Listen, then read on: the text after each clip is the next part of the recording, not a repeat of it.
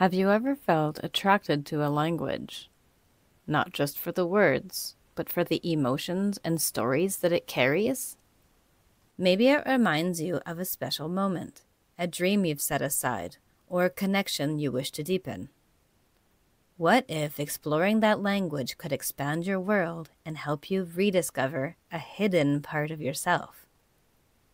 Welcome, bonjour et bienvenue to Language Explorers, where we share the magic of languages and emotions. I'm Stacey Marie, and in each episode, we dive into the emotional and personal connections we have with the languages we speak and how they shape the way we think and act. Curious? Great, let's go. Today, I am thrilled to share an inspiring conversation that might open your mind to new perspectives. My guest, Lydia, is a huge fan of the French language, so most of this episode will be in French, la langue de l'amour. We'll switch back to English later on. Our conversation unfolds as part of a mini-series. If you'd like to follow our other episodes, especially in English, you can check out our second mini-series with Isabel, a native French speaker who shares her love for the English language. Whether we're speaking in English or French, every conversation is a chance to learn, grow, share, and have some fun. Bienvenue dans le prochain épisode de Language Explorers. Aujourd'hui, nous avons Lydia qui nous raconte la suite, de son voyage avec la langue française. Et cet épisode s'appelle Le retour et la reconnexion. Bienvenue Lydia. Bienvenue. Merci Stacy pour l'accueil. Je suis contente de te revoir. Moi, je te soupçonne d'avoir bugué parce que moi, j'ai bugué. C'est possible. Oui, pour nos auditeurs, petite révélation, c'est le vendredi soir et c'est la fin de la semaine, alors bientôt temps pour le repos. On va rester légère dans cet épisode parce que le but, c'est d'être dans quelque chose d'agréable en échange et naturel. Donc voici les questions que j'ai envie de te poser, Lydia. Dis-nous, quelles étaient tes motivations pour renouer avec la langue française? Et quand je te pose cette question, je pense notamment au moment, au pluriel, quand tu m'as dit je ne suis pas Lydia si je ne vais pas en France. OK. C'est comme un motto que j'applique pour me motiver de faire quelque chose d'extraordinaire. Et c'est pour ça que je me dis ça, mais c'est quand même rare. Je me motive pas au quotidien de cette manière. Je suis quand même assez raisonnable. Je parle à moi-même, mais je le fais d'une façon limitée pour ne pas tomber dans l'insolite, disons. Mhm. Mais c'est un moment où j'ai voulu faire un voyage en France, coïncider avec une étape dans ma vie de maman assez importante. C'était en 2015, quand j'avais deux enfants en bas âge. J'étais sortie de deux maternités assez lourdes à porter. Je suis revenue sur le marché du travail et j'avais fini avec de grands travaux de rénovation dans mon appartement qui ont duré presque 6 ans. Donc, j'ai voulu célébrer ça et m'octroyer un cadeau juste pour mon âme et pour moi-même,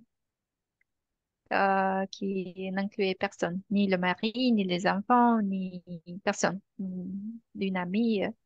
Et j'ai fait ce voyage en France, d'abord pour voir la France et voir Paris, voir les monuments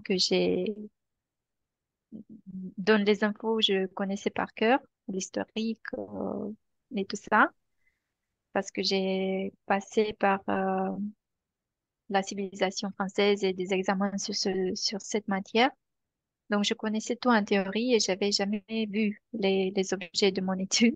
Mhm. Et d'un autre côté, pour l'aventure et pour la quantité de nouvelles choses qui vont faire partie de mon quotidien pendant 9 ou 10 jours de voyage solitaire.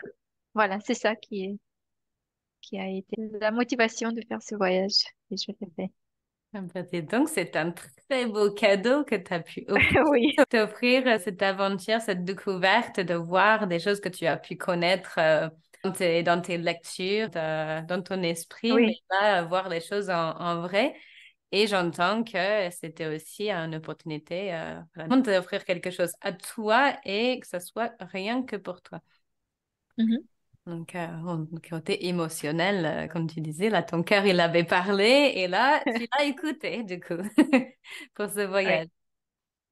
Est-ce que tu veux bien partager cette expérience, ce voyage qui était 2015-2016, si j'ai bien compris, oui. tes premières fois à Paris et comment cela a influencé ta relation avec la langue française? Déjà, je me sentais très bien à marcher dans la rue, à entendre toutes ces voix en français et ne pas euh, me sentir que c'est juste moi qui parle en français et pense en français. Mhm. Ça, c'était le petit choc. Bon, euh, logiquement, c'était normal, ça faisait du sens pour moi. Mais émotionnellement, j'avais du retard dans l'assimilation de cette nouvelle réalité et je m'étonnais de toutes les formules que je voyais dans le bus, dans les cafés, les interactions avec les gens, euh, entendre le français dans des contextes sortie du professionnel, de l'académique et des échanges que j'avais avec quelques copines francophones. Donc, entendre le français dans le quotidien et voir que ce français-là faisait partie de ces gens et qu'il le faisait tellement, d'une façon tellement banale et tellement ennuyée. J'avais besoin du temps pour assimiler tout ça et pour, comme je disais, intégrer cette nouvelle réalité.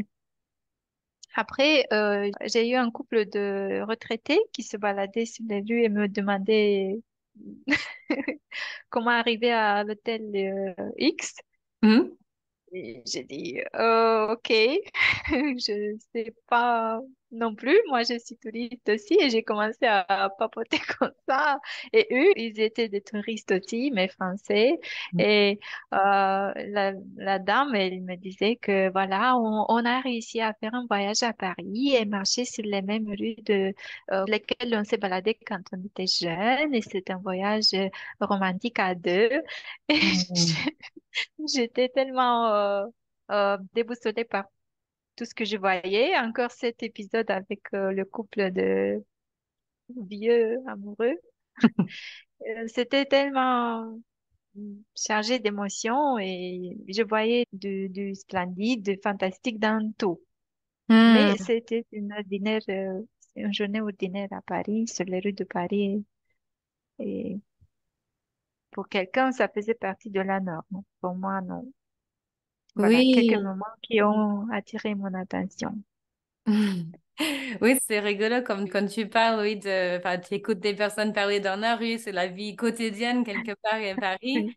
que c'est banal et en même temps, ta manière de voir, toi, tu découvres ce banal qui n'est aucunement banal pour toi et que tu te donnes Mm. étonné de découvrir toutes ces choses-là. Et même si tu dis que c'est du banal, en fait, quand toi, tu m'as raconté cette histoire avec ces personnes âgées, ça m'a donné des frissons. Je trouve ça vraiment magique, en fait, une rencontre comme ça avec des personnes qui s'émerveillent comme ça de la vie. Je trouve ça vraiment, vraiment magique, hein. Et après, quand j'ai eu d'autres expériences avec des Français en France, Je me suis rappelée de ce vieux couple et je peux rajouter une autre information. Ils avaient un accent breton. Mhm. Euh, cette subtilité, je la connaissais pas en ce moment-là. Mais Mhm. après, quand je me rappelais de leur façon de parler et que j'avais plus d'expérience avec le français, je pouvais distinguer cet accent breton. Et Ouais. ça m'a fait rire à imaginer qu'ils sont venus de Bretagne ou de Normandie, je sais pas, juste pour faire un voyage en amoureux. Euh, Est-ce que j'ai bien compris que sur le coup, quand tu les avais rencontrés, tu ne reconnaissais pas leur accent et c'est seulement non, plus tard, quand tu avais entendu l'accent breton, tu t'es dit, oui, ils avaient cet accent-là et tu t'es rappelé oui, avec oui, oui. ça, comment dire, tes antennes, à écouter, tu as dû enregistrer vraiment ces sons-là Mhm. d'une manière si intense que tu pouvais identifier avec le décalage leur accent. Ça, c'est Oui, cool. mais j'ai entendu mais j'ai entendu ça déjà. Et je Hmm, me suis rappelé que je les ai entendus, eux, hmm. parler de cet accent. Oui, oui, ça me rappelle d'une question qu'une femme, elle s'appelle Isabelle Filiosa G. Croix. Elle avait posé lors d'une de ses formations qu'elle avait faites, c'était de se rappeler des 5 moments dans sa vie les plus forts qu'ils aimaient le plus, en tout cas. Et dans cet exercice, l'idée, c'était vraiment de montrer à quel point l'émotion joue un rôle dans les souvenirs. Et quand tu racontes cette histoire-là, je me dis, oui, tu as pu imprimer aussi sûrement ces informations-là sur leur accent, en partie parce que, voilà, tu avais, comme je disais, un peu tes antennes, tu étais émerveillée, c'était vraiment une grosse expérience pour toi. Et le cœur, il était grand ouvert, voilà, à cette découverte-là. Et donc, on enregistre des émotions comme ça qui peuvent être Mhm. donc en positif parfois, qui vont avoir un effet vraiment sur la langue, je pense, sur sa relation avec la langue. Ça a dû participer, je pense, côté positif, que c'était une très belle expérience. Et en même temps, quand c'est une expérience qui est plutôt vécue comme négative, quelque chose où peut-être qu'on a senti de la honte ou on est embarrassé ou des choses comme ça peut aussi ancrer et affecter ouais, son ressenti quand on communique dans la langue. Et, en tout cas, moi, je suis heureuse d'entendre une si Mhm. belle histoire de rencontre Oui, entre humains. Vas-y. c'était un impact émotionnel fort. Autrement, je serais pas, j'aurais pas su enregistrer et mémoriser cette subtilité liée à l'accent. Hmm, C'est- ouais. Eh bien, merci. Maintenant, dis-moi, comment as-tu trouvé la motivation pour renouer avec la langue à ce moment-là, à cette époque? Euh, à cette époque-là, j'utilisais le français au travail, mais c'est-à-dire, c'était une utilisation active, mais assez technique. C'était un environnement IT où j'avais les mêmes textes et un vocabulaire réduit et des termes assez spécifiques. Mhm, Euh, je ne m'épanouissais pas tout à fait côté linguistique. Et puis, les mails ou les messages que je passais étaient assez structurés, sans beaucoup d'espace pour la créativité. C'est pour ça que ce voyage en France venait aussi avec une promesse d'exploration linguistique, culturelle. J'ai fait beaucoup de magasins. J'ai visité des antiquaires, des bouquinistes. J'ai passé beaucoup de temps dans des librairies, dans des galeries pour être dans un environnement purement personnalisé. Donc, sortir tout à fait du contexte professionnel et faire ce que je veux avec mon français dans un cadre à 100% francophone. C'est- Ok. C'était ça, Ouais. un but et Ouais. un aspect non négligeable dans ce voyage. Ouais, ça ne suffit pas juste de parler français, c'est beaucoup plus que ça. C'est le langage, les mots que tu emploies, le contexte dans lequel tu évolues, tout ça, c'était important pour toi. Oui. Mm. Et comment as-tu vécu cette réintroduction du français dans ta vie à ce moment-là? J'étais très contente de moi-même parce que pour la première fois, je faisais un vol en avion, la navette, la douane, l'hôtel, le métro. Toutes ces expériences étaient une première pour moi. Pour la première fois que je faisais ça toute seule, Mm. sans guide, sans recommandation, sans amis, sans téléphone. Je sais que je pouvais même pas appeler parce que j'avais pas de roaming. Mm. Et j'ai dû me débrouiller avec ce que j'avais, ma façon de communiquer, de poser des questions, d'être attentive au trajet, aux indicateurs et tout ça. Et c'était très inhabituel pour moi. Mm. Et Mm. le français a été vraiment un moyen de survie, je peux dire. Pas seulement un amusement et un divertissement, Mm. mais c'était un outil que j'ai apprécié du point de vue pratique.